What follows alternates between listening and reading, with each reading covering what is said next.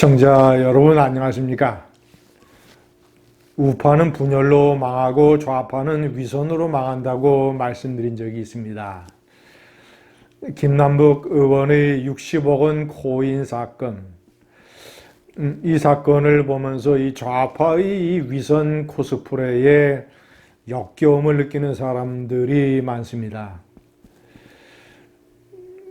이 60억 원이라고 하는 코인을 어떻게 사게 됐는지, 주식을 매도한 자금으로 샀다고 하는데 그것도 의심스럽습니다. 이것도 철저히 조사를 해야 되고, 왜 가상화폐에 대한 세금을 매기는 것을 1년 유예하는 그런 법안에 왜 공동 발의를 했는지, 이런 것들, 하여튼 이 김남국의 이 코인 사건에 관한 각종 수수께끼와 의혹을 명백하게 밝혀내야 할 것입니다. 이 주식 투자도 아니고 코인이라고 하는 거의 100% 투기에 몰두를 해서 60억 원이라고 하는 천문학적인 액수의 자산을 거머쥔 김남국, 그가 이 좌파 세력이 입에 달고 다니는 이 서민이라는 단어, 좌파가 항상 위선적으로 추구하는 어떤 가치, 서민과 못 사는 사람들을 위한 정치, 이 을지로 갑이 아니라 을을 위한 정치, 이런 거, 이런 좌파와 진보가 평상시에 거의 구호처럼 내세웠던 그런 가치와 정반대의 재테크, 투기, 60억 원. 60억 원이면 시청자 여러분, 이 1,000만 원씩만 따져도 600명, 1,000만 원이 모자라서 극단적인 선택으로 내몰리고 있는, 정말이지 못 사는 사람 600명을 살릴 수 있는 돈입니다. 자, 이 60억을 둘러싼 수수께끼도 문제지만 그가 이런 재력을 가지고 있으면서 이것 외에도 이 재산 신고가 15억이 됩니다. 나이는 이제 겨우 40살인데 이런 엄청난 재력가가 정치 후원금을 모으면서 이 쇼를 했던 가난 코스프레, 거지 코스프레, 앵벌이 코스프레에 대한 역겨움이 더 큽니다. 물론 돈이 많은 정치인도 정치 후원금을 모을 수 있습니다. 여야 가릴 것 없이 실제로 그렇게 하고 있습니다. 그러나 문제는 그 방법입니다.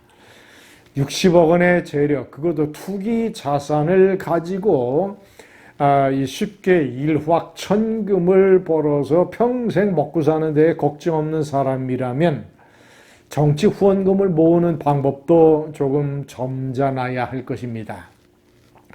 양심적으로 해야 될 것입니다. 그런데 정치 후원금을 모으면서 이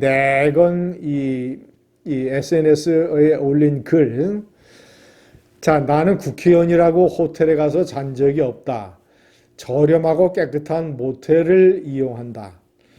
작년 지방선거 부산 지원 유세 때는 방 2개 안 빌리고 모텔에서 보좌진이랑 셋이 잤다. 정말 아껴 쓰겠다. 꼭 필요한 곳에만 쓰겠다. 그러면서 계좌번호를 첨부를 했습니다. 아니, 돈이 있건 없건 국회의원이 무슨 모텔에서 보좌관 2명과 함께 3명이 모텔 방에서 잡니까? 거지도 아니고 노숙자도 아니고. 돈이 있건 없건 무슨 국회의원이 되면 1년에 세비를 1억 4천만 원이나 받는데, 거기에다가 정치 후원금도 있는데, 지방 가서 호텔에서 잡아야 돈이 얼마나 든다고. 그리고 혼자 각방을 쉬면서, 혼자 방을 쉬면서 이것저것 구상도 하고 전화로 해서 연락도 하고, 그런 것들이 다 국회의원 의정활동의 일환 아니겠습니까?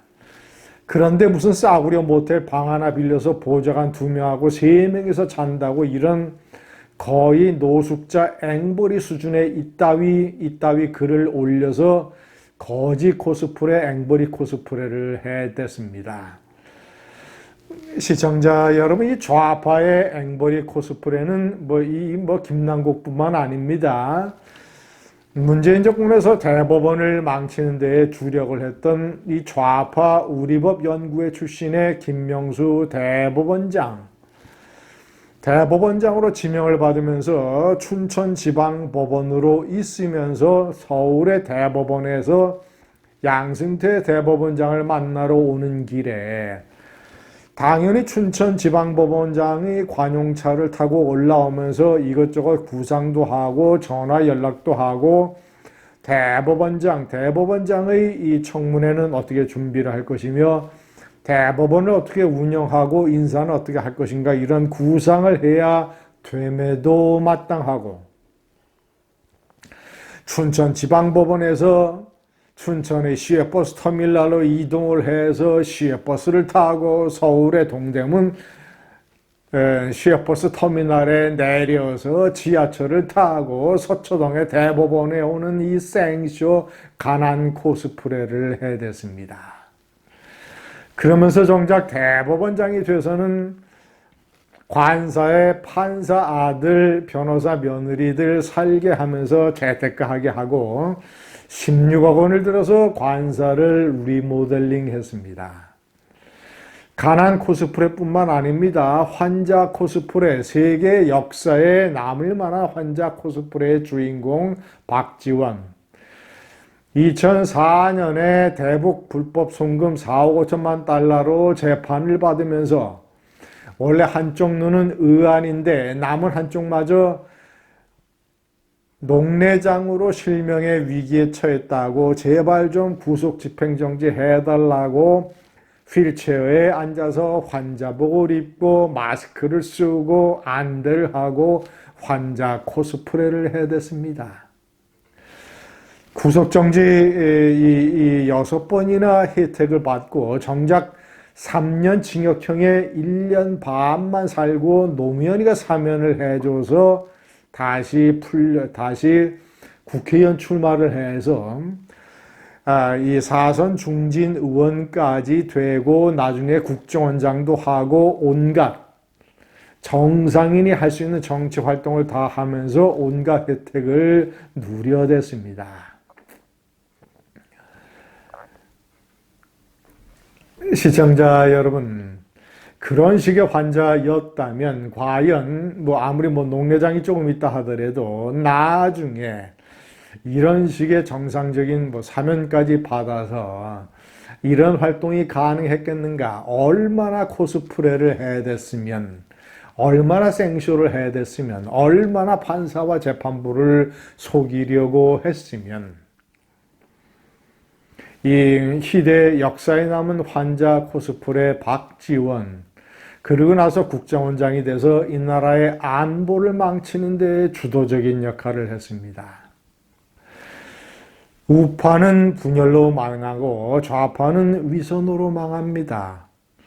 좌파의 가난 코스프레, 거지 코스프레, 서민 코스프레, 환자 코스프레, 이 세 사람뿐만이 아닙니다.